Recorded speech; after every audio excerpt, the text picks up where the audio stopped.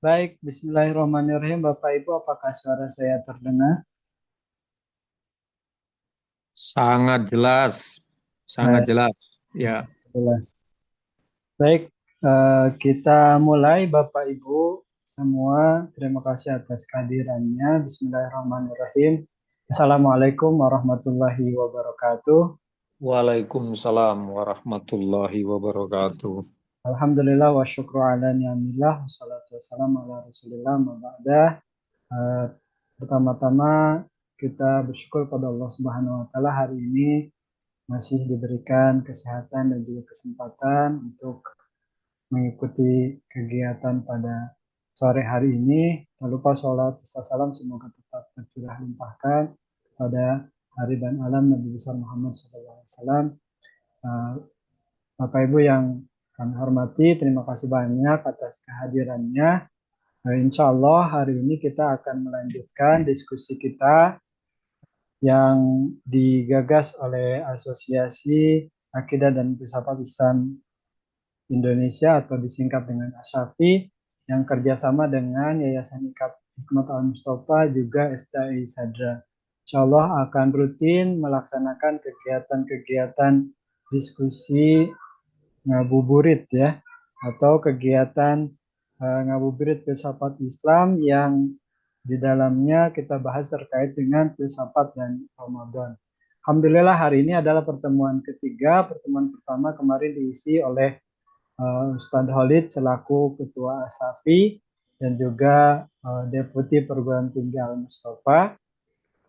Pertemuan kemarin juga Alhamdulillah berjalan lancar. Alhamdulillah hari ini pertemuan ketiga akan diisi oleh Ustadz Azam Bahtiar MSI ya. Beliau adalah Direktur Nurul Wala yang Alhamdulillah juga beliau adalah dosen STI Sadra, home base-nya di Prodi Ilmu Al-Quran dan Tafsir. Alhamdulillah sudah hadir di tengah-tengah kita. Pemateri kita hari ini Ustaz Azam Bahtiar. Cek, Ustaz sudah connect. Halo ya. Nah, baik, Alhamdulillah. Terima kasih banyak. Ini teman-teman sudah menunggu katanya Ustaz dari Lampung, dari NTT, dan juga dari seluruh Indonesia. Alhamdulillah, terima kasih banyak atas waktunya Ustadz Azam yang memberikan waktunya untuk kita semua yang akan membahas terkait dengan filsafat dan Ramadan. Tanpa mengurangi waktu, kami persilahkan saja langsung kepada Ustadz Azam. Waktunya 15 menit Ustadz untuk menyampaikan nanti teman-teman mungkin bisa tanya terkait dengan pendalaman materi. Baik, langsung saja saya persilahkan kepada Ustadz Azam untuk menyampaikan materi. Baik. Assalamualaikum warahmatullahi wabarakatuh. Waalaikumsalam. Waalaikumsalam warahmatullahi wabarakatuh. Bismillah, alhamdulillah, Allahumma sholli ala Sayyidina Muhammad wa ala ali Sayyidina Muhammad. Rabbi shrah li sadri wa yassir li amri wahlul 'uqdatan min lisani yafqahu qawli. Rabbi zidni ilma warzuqni fahma. Ya, pertama saya ucapkan terima kasih kepada Pak Diri Jeri dan khususnya kepada Ustadz Khalid. Saya juga ingin menyampaikan permintaan maaf ya, terlambat masuk. Tadi memang ini sebetulnya saya tidak ada persiapan khusus, tadi mendadak sekali ya. Saya sedang mengajar dan disamperin Ustadz Khalid, diminta bicara dan belum tahu temanya apa. Terus perjalanan pulang saya cukup macet hujan dan baru sampai betul ini. Tadi belum sholat asar, tadi sholat dulu. Dan karena mendadak, saya ingin berbagi hal yang barangkali refleks atau terdekat dari yang saya pelajari saja terkait dengan makna puasa. Karena konteksnya memang dengan ibadah di bulan Ramadan ya, falsafah Ramadan. Tentu Bapak Ibu semuanya sudah sangat akrab ya dengan tema kita ini. Saya ingin mengulang bahwa ayat yang di Al-Quran yang terkait puasa Ramadan ini yang selalu kita sering dengar itu berbunyi Bismillahirrahmanirrahim. Ya ayyuhallazina amanu kutiba alaikumussyam kama kutiba alal ladzina min qablikum la'allakum tattaqun. Nah, di situ dipakai kata siam ya. Saya ingin sampaikan bahwa di dalam Al-Quran digunakan dua pola ya, dua bentuk kata untuk merujuk makna puasa ya. Satu adalah saum ya, satu adalah kata siam. Ini dari akar kata yang sama tapi masdarnya berbeda. Nah, kalau kita ikuti perdebatan di antara para ulama, biasanya itu mengerucut pada dua pembedaan ya. Jadi kata saum, misalnya seperti digunakan oleh Sayyidah Maryam dalam surat Maryam itu, Inni nazartu lirrahmani sauman falan ukallimal yauma insiya. Kata saum dengan wawu itu artinya adalah menahan diri secara mutlak ya. Jadi tidak harus terikat dengan ritus tertentu. Jadi misalnya dulu bentuk puasa yang dinisbahkan kepada Sayyidah Maryam adalah puasa dari menahan puasa dari bicara. Jadi menahan diri dari berbicara. Nah, dan di ayat lainnya digunakan kata siam dengan ya masdarnya dan ini biasanya secara semantik ya dipilih makna bahwa artinya adalah bentuk menahan diri ya yang sifatnya terkait dengan ritus tertentu dan sifatnya ajek atau kontinu. Nah, kalau kita perhatikan memang definisi puasa itu seperti itu ya. Puasa kan satu amalan yang ya diawali dengan niat yang sebetulnya amalnya adalah bentuknya adalah menahan diri ya dari waktu apa eh fajar ya tulul fajar terbitnya fajar hingga huruf syams matahari terbenam nanti. Nah, itu perdebatan dalam fikih banyak. Jadi poinnya adalah tadi. Jadi ini mengandung satu bentuk ritus tertentu. Itu makna puasa secara kebahasaan yang dibedakan dalam penggunaan dalam Al-Qur'an antara huruf ya dengan huruf wawu ya. Nah, Bapak Ibu semuanya, arti puasa itu seringkali secara bahasa ya dimaknai dengan dipilih kata imsak, ya, menahan diri. Amsaka yumsiku imsak. Nah, kalau kita perhatikan, kalau kita menggunakan analisisnya Syekhul Akbar Ibnul Arabi, jika bentuknya sesungguhnya adalah menahan diri, maka pada hakikatnya puasa itu tidak dapat disebut sebagai ibadah ya dalam tanda kutip. Jadi puasa bukan aktivitas. Puasa itu adalah negativitas, ya. Adalah penyangkalan, peniadaan. Jadi bukan aktivitas, bukan satu ibadah yang di situ kita melakukan sesuatu yang kita persembahkan kepada Allah. Puasa hanya upaya menahan diri, mengurangi diri, ya, dari menjadi manusia secara normal. Jadi kalau normalnya manusia itu melakukan makan, minum, ya, eh, hubungan suami istri yang sudah menikah dan hal-hal tertentu, ya, maka di dalam konteks puasa kita diminta jeda ya, untuk menahan diri dari itu semuanya. Jadi puasa mengandung makna peniruan ya, peniruan kepada Allah ya. Jadi takhalluk ya, meniru akhlak Allah yaitu sifat somat, tidak bergantung kepada apapun. Allah itu maha somat, maha ghani, maha kaya, tidak butuh pada apapun, tidak bergantung kepada apapun, dan itu secara mutlak. Nah, kita nggak mungkin meniru secara mutlak, maka meniru dalam hal ya tadi membatasi diri, ya peniadaan dalam ketergantungan kepada makan, minum, hanya hal-hal spesifik saja, dan itu pun dalam waktu yang sangat terbatas. Maka sebetulnya amaliyah di Ramadan itu ada dua, ya ada siam yang terjadi di siang hari, menahan diri, tadi yang mencoba meniru Tuhan, dan ada qiyam, menunaikan ibadah-ibadah, menjalankan ibadah di malam hari, yang diawali dengan kesadaran sebagai hamba. Jadi saat kita fitr, buka puasa, ya itu kata Syekhul Akbar, kita sedang kembali kepada diri kebinatangan kita sebagai jenis binatang, jenis manusia adalah binatang, kita maka perlu untuk makan, minum dan sebagainya. Jadi ini dua dua uh, domain waktu yang perlu kita pertimbangkan dalam menjalani Ramadan. Jadi poin yang ingin saya sampaikan pertama adalah soal puasa. Di situ hakikatnya puasa bukanlah ibadah ya. Nah, kalau disebut sebagai ibadah dia hanya secara metaforik saja. Karena memang tidak ada sesuatu pun yang kita persembahkan untuk Allah. Jadi kita hanya mengurangi, hanya menahan. Ya, dan kalau Anda perhatikan, misalnya, hampir tidak ada ibadah yang mirip dengan puasa. Ya. Segala bentuk ibadah itu hampir-hampir mengandung effort yang kita persembahkan kepada Allah. Effort dalam arti aksi ya, jadi fi'al bukan bukan bukan peniadaan. Fi'al aktivitas itu kita upayakan. Haji misalnya, sholat, zakat dan sebagainya ya. Jadi ada sesuatu yang kita punya effort dalam arti aksi, lalu kita persembahkan lillahi ta'ala. Tapi dalam puasa, kita hanya tidak melakukan sesuatu. Jadi bukan melakukan, tapi kita hanya tidak melakukan sesuatu yang biasanya kita lakukan. Jadi ada pembatasan-pembatasan. Maka dari segi ketidakmiripan puasa dengan ibadah selebihnya ini, ya itu sampai di dalam hadis dikatakan puasa itu adalah ibadah yang tidak ada miripnya sama yang lain. Misalnya ada hadis dari siapa sahabat Abu Umamah Al-Bahili. Beliau suatu ketika pernah minta nasihat kepada Nabi, lalu Nabi menasihatkan, alaika bisaum, ya, puasalah ya, fa innahu la idla lahu, atau fa innahu la misla lahu. Saya agak lupa teksnya. Tapi artinya kira-kira karena puasa itu tidak ada bandingannya. Nah, memang kenapa nggak ada bandingannya di sini? Kenapa ibadah puasa tidak dibandingkan dengan ibadah selebihnya yang menyangkut aksi dari kita? Lagi-lagi kata Ibnu Arabi, karena memang kata saum ya secara bahasa itu punya arti lain secara selain menahan diri. Tapi arti ini tidak populer. Nah, ada arti yang pinggiran, arti puasa itu adalah ketinggian. Kata soma ya sumu artinya ketinggian. Jadi irtafa'a. Orang bisa berdebat ya, apa pertimbangan misalnya untuk memasukkan satu makna tertentu di dalam satu kosakata.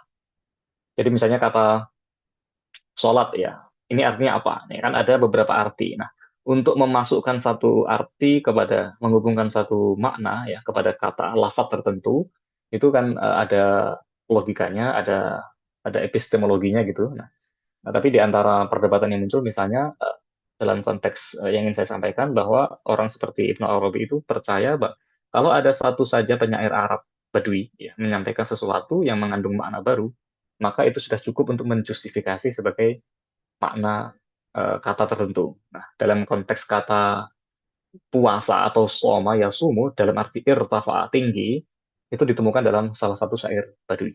Jadi arti puasa adalah sesuatu menjadi tinggi. Ya. Misalnya kalau ada dalam ucapan bahasa Arab ada kata soma an-nahar. Siang itu sedang berpuasa. Tentu nggak pas terjemahnya. Jadi soma yang dihubungkan dengan kata nahar artinya adalah siang yang terik ketika matahari sudah di posisi di atas kita. Itu digunakan kata soma, jadi maknanya irtafa'ah. Nah, di sini kita bisa menyimpulkan tadi. Jadi puasa adalah ibadah yang tidak mirip dengan jenis ibadah apapun ya. Bahkan kalau kita sebut ibadah dia hanya sifatnya metaforik ya. Dan dia diatribusi oleh Nabi dengan sifat tidak ada miripnya dengan ibadah yang lain. Ya, jadi puasa tidak mirip dengan ibadah apapun selebihnya. Selain itu juga kita dipersuasi ya dengan pahala yang sangat tinggi. Kita kalau mau hitung-hitungan ya, biasanya kan pahala itu sekian sekian sekian gitu ya. Dalam puasa itu nggak ada ukurannya. Misalnya kalau Anda ingat hadis yang sangat masyhur dari Nabi bahwa kullu amal ibni Adam setiap amal ya bani anak manusia itu akan dilipat gandakan pahalanya ya dari 10 sampai 700. Di surat Al-Baqarah juga demikian. Tapi kata Nabi illas shaum, kecuali puasa. Fa innahu li wa ana ajzibi. Kecuali puasa, ini hadis qudsi ya. Setiap amal kita akan dibalas oleh Allah dengan pahala 10 hingga 700 kali lipat kecuali puasa. Fa innahu li. Puasa itu terjemahnya biasanya adalah milikku ya. Jadi lam itu bisa lil milik, kepemilikan atau peruntukan. Kita mungkin terjemahnya puasa adalah untukku. Jadi kita beribadah untuk Allah. Ya semua ibadah untuk Allah. Tapi kalau dimaknai lil milkiyah, puasa adalah milikku, maka pada hakikatnya puasa sejati itu tidak mungkin kecuali hanya Allah saja pelakunya. Ya, jadi tadi ibadahnya tidak mirip, pelaksanaannya, ya. Kemudian posisinya tinggi, dan ketiga, tidak ada pahalanya.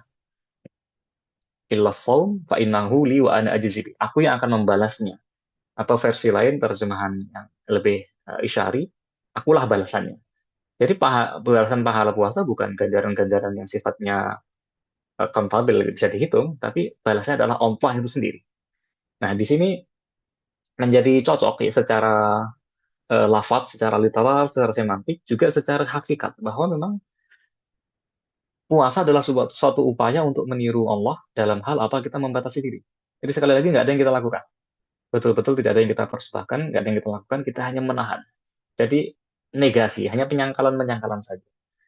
Maka sangat rugi dalam konteks Ramadan ya, misalnya kita puasa yang disebut tadi nggak ditentukan pahalanya ya, pahalanya adalah Allah, terus ibadah ini nggak mirip sama yang lain, dan bahkan eh, sesungguhnya nggak ada effort serius dari kita karena kita nggak ngapa-ngapain juga gitu ya, kita malah mengurangi makan macam-macam. Tapi kalau puasa itu lalu kita rusak, kita isi dengan hal-hal yang kontraproduktif dengan puasa. Misalnya, misalnya riba.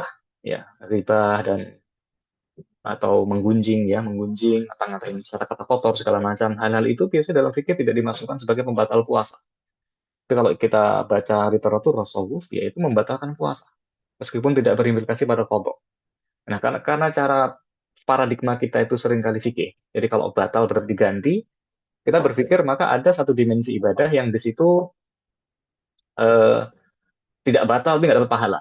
Ya, biasanya gitu ya. Jadi kita berpuasa secara lahiriah. Oke lah, puasanya sah. Tapi kita di situ maaf misalnya memfitnah, kita nggak dapat pahala. Ini kan sesuatu yang sifatnya agak agak aneh gitu ya. Jadi ada sesuatu yang sifatnya disebut sah, ya.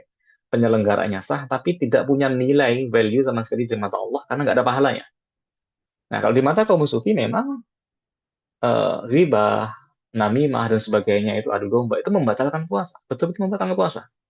Cuman memang kitab syar'inya ya, firman Allah tidak mengharuskan kita untuk kodok, untuk batal yang seperti tadi itu. Tapi artinya sama aja kita nggak dengan sama aja dengan kita tidak berpuasa.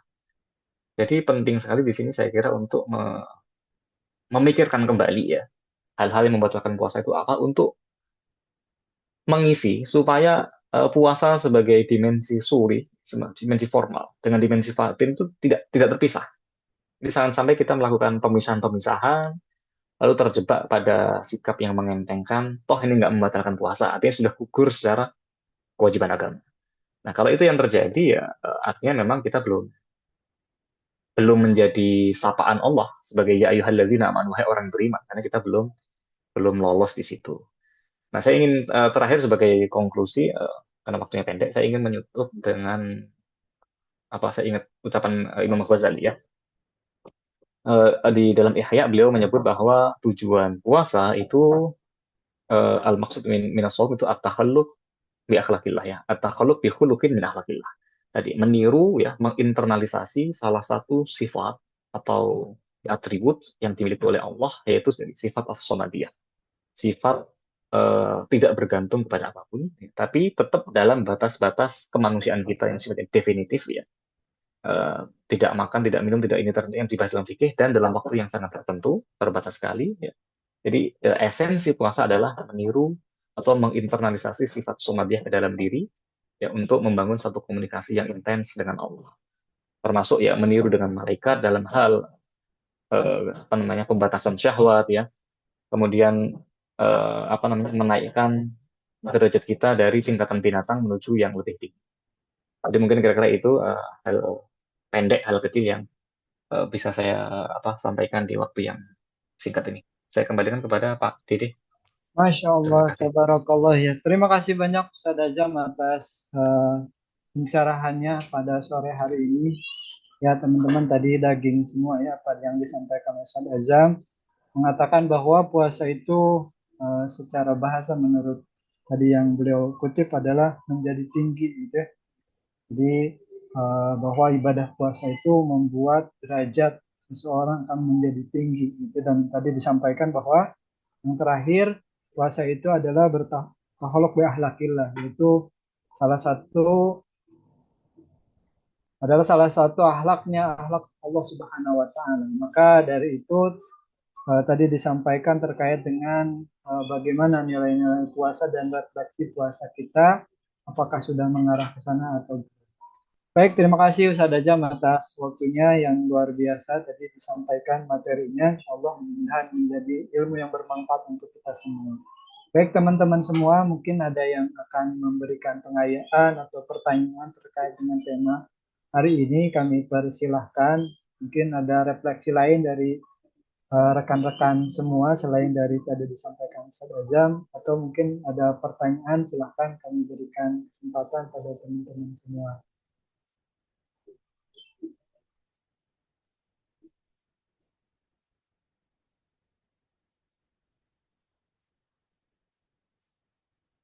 Baik, nampaknya masih belum ada.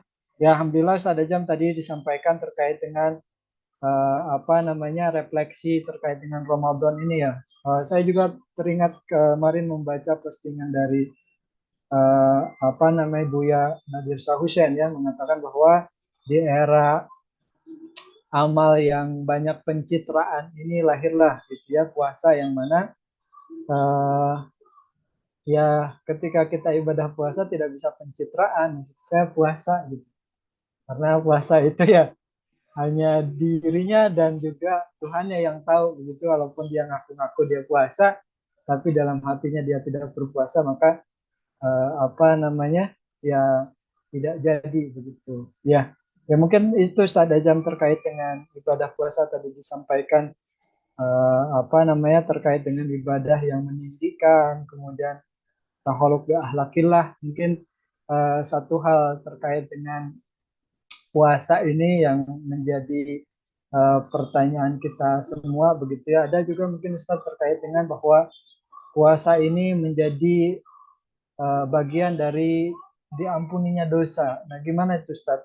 Secara filosofis apa namanya pengampunan dosa kita kenal ada 3 hadis yang kembar ya. Man shoma Ramadan imanan wahtisaban ghufira lahu ma taqaddama min dambi. Ada man qoma Ramadan, ada man qoma Lailatul Qadar.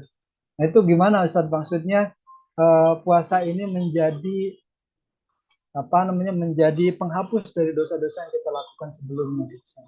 Mungkin beri kami pencerahan terkait dengan itu. Ya, terima kasih. Ya, saya kira betul ya. Asas puasa adalah sitkun ya, kejujuran. Ya.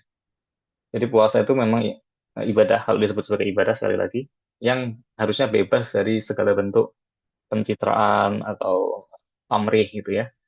Kan bisa saja misalnya saya, naudzubillah gitu ya, tadi ke kampus seolah-olah puasa, terus masuk kamar makan. Kan nggak ada yang tahu kecuali saya sendiri ya. Tapi ya gitu, sindiran Al-Quran di surat apa itu, saya lupa itu, disebutkan, balil insanu ala nafsihi basirah walau alqa ma'azir. Manusia itu nggak bisa membohongi diri sendiri, nggak bisa. Meskipun kita bikin alasan-alasan, dalih-dalih. Walau alqa ma'azir. Saya tahu saya berbohong. Saya mungkin bisa membohongi Anda semua di lain. Dengan kecakapan segala macam ya. Berbicara misalnya, manipulasi data segala macam. Tapi nggak mungkin saya bisa membohongi diri sendiri. Itu karena esensi diri kita kan tunggal. Kita tuh satu ya, sebagai ego, sebagai roh. Jadi nggak mungkin orang bisa membohongi diri sendiri. Artinya ini memang tadi asas puasa adalah sidqun, kejujuran. Jadi tanpa jujur, tanpa iman gitu ya, nggak mungkin orang puasa. Yang ada adalah kepura-puraan. Nah, terkait dengan peleburan dosa, apakah sebanding misalnya ya, orang yang dosanya banyak terus dengan puasa yang nggak ngapa-ngapain, hanya menahan diri, ya, terus puasanya dihapus. Dosanya dihapus. Saya cenderung pada satu pandangan yang dikukuhkan oleh Ibnu Arabi bahwa pada hakikatnya fitrah manusia itu suci. Ya. Roh manusia itu pada asalnya sesuai fitrahnya itu suci secara esensial, secara zati. Ya. Maka dosa, kesalahan yang mengubah diri kita itu tidak lebih dari sekedar arad, aksiden. Dan arad itu lah ya kau zamanain, itu kan kaidah di ilmu kalam. Aksiden itu tidak bertahan dalam 2 momen, pasti berubah. Aksiden itu tidak esensial, namanya juga aksiden. Ya. Arad itu kan sesuatu yang menempel kepada jauhar ya, pada apa namanya, substance itu. Nah, kalau manusia substansinya adalah suci, ya secara esensial suci, maka dosa yang melekat kepada dia sifatnya adalah arodi, dan karena itu bisa hilang. Ya. Terus terang saya keberatan, ya, tanpa mengurangi hal, saya keberatan dengan argumen dari Allamah Tabatabai yang menyebut bahwa dosa itu akan mentransformasi manusia menjadi tobi'ah sanawiyah, menjadi second nature, menjadi natur kedua kita, dan karena itu cara penghapusnya harus digodok habis-habisan dulu di neraka, misalnya gitu ya, lewat purgatorio, lewat pembakaran di neraka, maka orang diampuni dosa. Nah, saya cenderung memilih pandangan sebagian kaum arif yang mengatakan tadi, ya, jadi tetap pada fitrahnya dia secara esensial adalah suci, dan dosa itu arad. Maka kalau itu paradigmanya, ya mudah untuk memahami bahwa dosa akan hilang. Karena sifatnya arad. Arad itu tidak esensial, dia hanya menempel. Dan itu mungkin kalau penjelasan secara filosofis mengapa dosa bisa dihapus. Tapi kalau soal besarannya, kenapa dosa sekian dibanding dengan amal yang tampaknya sepele, kita harus melihat pada kualitasnya. Jadi kan eh, keliru kalau pada kuantitas. Tentu tidak sembarang puasa yang menghapus dosa kan ya. Jadi puasa dengan kualifikasi tertentu dilakukan dengan kejujuran, dengan tingkat penyangkalan dan penjagaan diri yang maksimal segala macam ya. Yang lahir dan batin terpenuhi gitu. Jadi bukan bukan yang sekedar puasa, bukan sekedar puasa. Dan ini juga bisa kita gunakan cara ini, bisa kita gunakan untuk membaca riwayat-riwayat yang menyebut orang dengan amalan tertentu misalnya dibebaskan dari dosa. Ada hadis sahih misalnya, hadis sahih di dalam Sahih Bukhari atau Muslim saya lupa itu. Ada seorang raja yang tiran ya. Raja yang tiran pokoknya sudah hampir-hampir nggak ada harapan kebaikan dari diri dia gitu ya. Terus suatu ketika dia pas mau mati pesan kepada anaknya, tolong nanti kalau aku mati jasad saya dibakar terus disebarkan ke seluruh penjuru, dihamburkan di angin. Gitu kan. Terus ya itu setelah mati eh, ahli warisnya menunaikan tugasnya, wasiat tadi, dibakar mayatnya, terus debunya dihamburkan di udara. Nah, tapi mengagetkan dalam hadis itu, ketika di akhirat nanti justru dia ternyata diampuni oleh Allah. Padahal nggak pantas kelihatannya, gitu. Sebabnya nggak pantas diampuni oleh Allah. Terus ditanya ya malaikat semacam penuh tanya, kenapa demikian? Ternyata dulu salah satu makna atau meaning ya, kenapa dia berpesan kepada anaknya akan dibakar. Itu karena dia takut pengadilan Allah. Jadi masih ada tersisa rasa takut kepada Tuhan, saya sebagai penguasa yang tiran, itu nanti akan diadili. Tapi karena dia itu eh, cara berpikirnya itu tidak benar, maka dia berpikir bisa mengelabui Tuhan dengan cara di, dihabiskan fisiknya. Ya. Tapi poinnya, ya meskipun cara berpikirnya keliru, poinnya adalah dia ada rasa takut. Takut kalau balik kepada Allah, saya diadili. Maka dia mikirnya, ya udah saya dimusnahkan saja sampai fisik-fisiknya dihabiskan. Jadi poinnya di situ, masih ada tersisa sedikit rasa takut kepada Tuhan, dan itu menjadi penyelamat.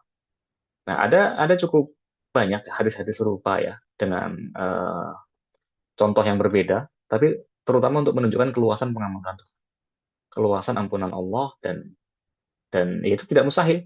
Apalagi kan doa yang diajarkan oleh Nabi di Ramadan itu kan Allahumma innaka afuwun tuhibbul afwa fa'fu anni.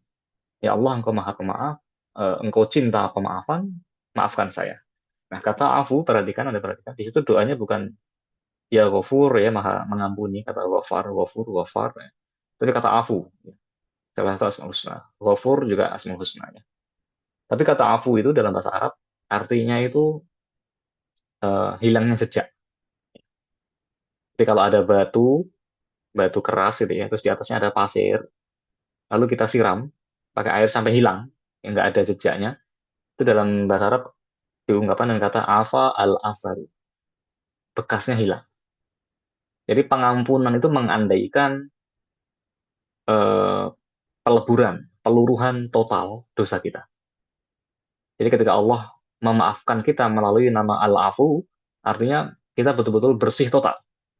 Kayaumin waladathu ummu. Dalam hadis lain disebutkan puasa itu kan nanti orang seperti hari pertama dilahirkan oleh ibunya. Jadi kita nggak bawa dosa. Nah, kalau Allah mengampuni kita dengan nama Al-Ghafur atau nama yang lain, itu masih kemungkinan masih menyisakan. Tapi kalau Allah mengampuni kita dengan melalui nama yang beroperasi atas nama Al-Afu, Maha Memaafkan, yang artinya mengosongkan, meluruhkan segalanya, maka ya insya Allah ya kita berharap dosa kita akan seluruhnya ya dihapus, dihilangkan. Mungkin demikian ya Pak Didi. Baik, terima kasih Ustaz Azam atas pencerahannya. Jadi rekan-rekan semua tadi disampaikan terkait dengan memahami hadis Nabi bahwa ampunan itu dikategorikan bahwa ya apa namanya substansi manusia itu adalah suci dan dosa itu tadi arad ya, artinya yang menempel sehingga kita bisa memahami bahwa dosa itu bisa dihapus atau dilebur ya karena dosa itu arad. Baik, rekan-rekan semua, tampaknya tadi udah luar biasa yang disampaikan oleh Ustadz Azam, mencerahkan kita semua terkait dengan filsafat Islam dan Ramadan ini. Tadi kita mendengarkan banyak hal terkait dengan hikmah di bulan Ramadan ini, mulai dari definisi hingga juga makna-makna yang terkandung di dalamnya. Baik, Ustadz Azam, terima kasih banyak. Mungkin cukup Terima kasih. pertemuan hari ini. Insya Allah kita akan ketemu lagi besok dan juga besoknya lagi. Terima kasih rekan-rekan semua atas kehadirannya, Pak Mustadi, Pak Hasan, dan rekan-rekan yang semua. Mudah-mudahan kita mendapatkan Ramadan kali ini, Ramadan yang berkualitas. Terima kasih. Amin. Demikian dari saya. Assalamualaikum warahmatullahi wabarakatuh. Waalaikumsalam warahmatullahi wabarakatuh. Terima kasih Waalaikumsalam. semuanya, Mbak Devi. Ya, terima kasih. Salam. Ya.